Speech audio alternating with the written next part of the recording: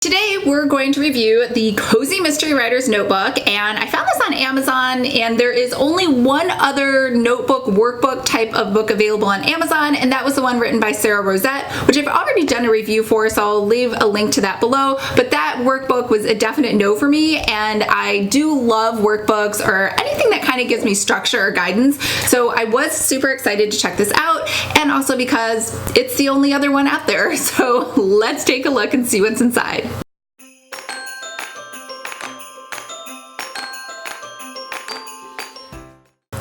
I'm Lisa, and welcome to my Cozy Mystery AuthorTube channel, where we talk about all things related to cozy mystery writing. So if this sounds like you or something you might be interested in, make sure to hit the subscribe button below. I post new videos every Monday, and I do extra videos like this whenever randomly, so make sure to hit the bell so you get notifications when new videos go live. Here's what we're going to do. We're going to do a flip through first, and then after that, I'm going to share with you some pros and cons that I think this workbook had, or notebook had. I guess it's calling itself a notebook, but it's really a workbook, and also whether or not I would recommend it as a purchase. All right, this is pretty big. It's 8.5 by 11.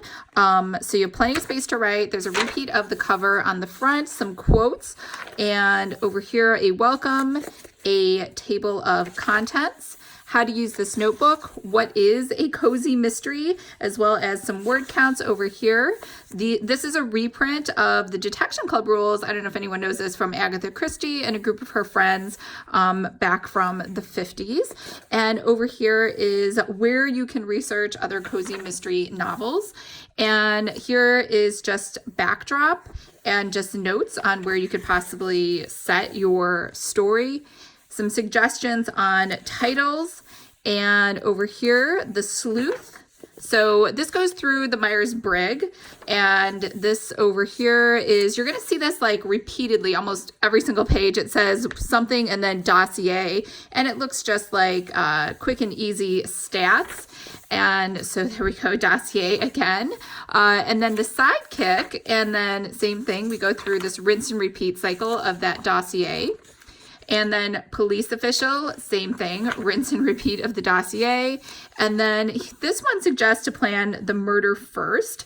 And then these are the types of murders that you could have, and little help over here with planning the murder.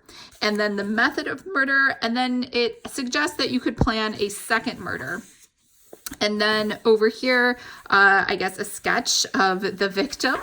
And then here we have reviews. So this is a cozy mystery. So do not create an elaborate reason for the murder. Keep it simple. So it looks like just a couple little tidbits of help. And it looks like this book is largely modeled after anything Agatha Christie said. So that is thrown in there quite a bit. Again, another rinse and repeat of that dossier for the two victims. And then over here, all of your suspects have a dossier again. This is the actual killer. And then you go through a rinse and repeat of all these different suspects that you could have.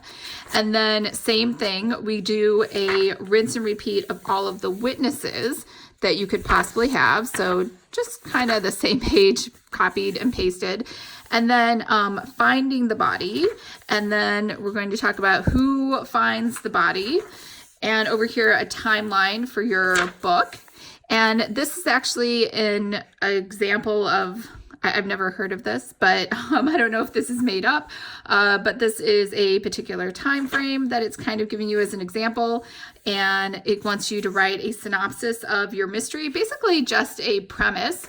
And then over here, the parts of the book. So this is trying to go through the 3-act structure. I think it's going through the 3-act structure. No, I take that back. So now we're back to quoting the Agatha Christie Detection Club rules. And this looks like whatever Agatha Christie suggested on these 2 pages. And then room for you to write your own 2 pages. And then some resources for additional other murder mystery books that you could check out. Or actually, this is just a 3-act plot. Save the cat. And then create a simple outline. So it's a little tough. They don't actually give you an example. And that's kind of it, just some blank pages for you to write your own outline. Now this is just sort of suggestions on what this book is suggesting goes into a scene. So it has some blank pages for you to write a few scenes over here. So we have a rinse and repeat again of all these scenes, and then red flags and a background investigation.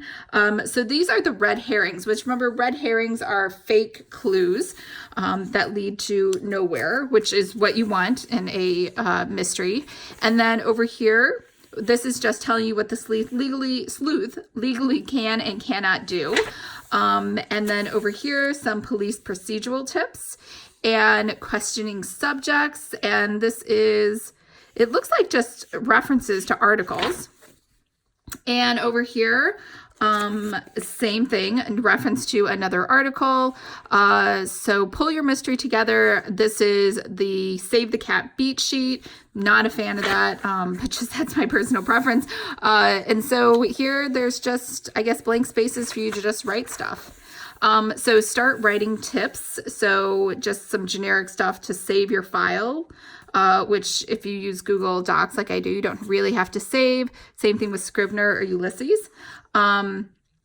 So this is telling you to date it. So this is a little dated, I guess, or I should say this is going to assume you're going to use Microsoft Word or something. Editing tips. So just a little note here on editing, and that's it. And it just tells you they're usually written in a series. And you got some blank pages. And that's the end of the book. So what did you think? I was pleasantly surprised. However, I do have a list for you of 3 pros, 4 cons, and most importantly, my overall recommendation. So what I really liked is that it's big. The second thing I liked is there's plenty of space to write. So like, it's so simple. It'll just say dossier and have an entire blank page. I know I'm holding that up. You can't see it. The light is so bright.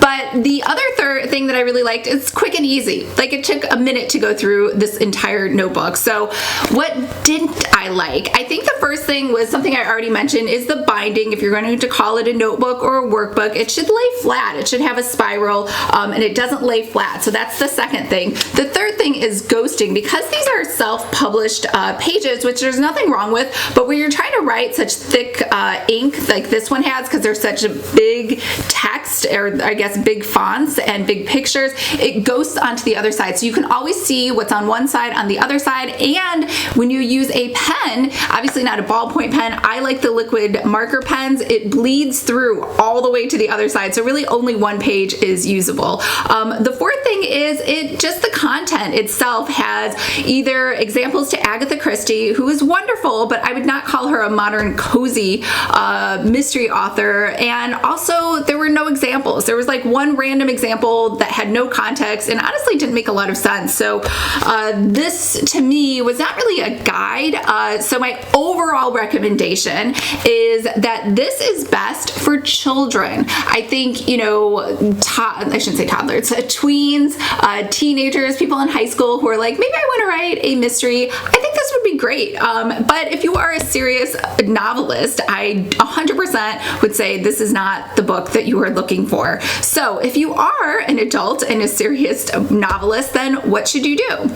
You should take Melissa Storm's class on how to write and sell a cozy mystery novel. I've done a review of all of the online cozy mystery courses, and hers came out as not only the top, but my like #1 recommendation for anyone who is thinking about writing a cozy. I will leave a link to that review below. But that is kind of my thoughts. Let me know what you think after seeing this. And just to recap really quick, the 3 things I did like about it is it's big, plenty of space to write, quick and easy. Things I didn't like is the binding. It doesn't lay flat. It ghosts onto each page and bleeds through when you try to use a pen on it. And the fourth and most importantly is just the content itself was very, I don't want to say basic. It was outdated, right? So Agatha Christie references, as well as it only had one example, which really didn't make a lot of sense. So that's my overall recommendation. Great for teenagers or tweens, not so much for real novelists who want to write a real cozy mystery. But let me know what you think. Let me know if you agree. Totally okay to disagree with me. And yeah, I hope everyone is having a fabulous day and you are super excited and making great progress on your cozy mystery plot, outline, book, wherever you are in the process. And I will see you guys on Monday.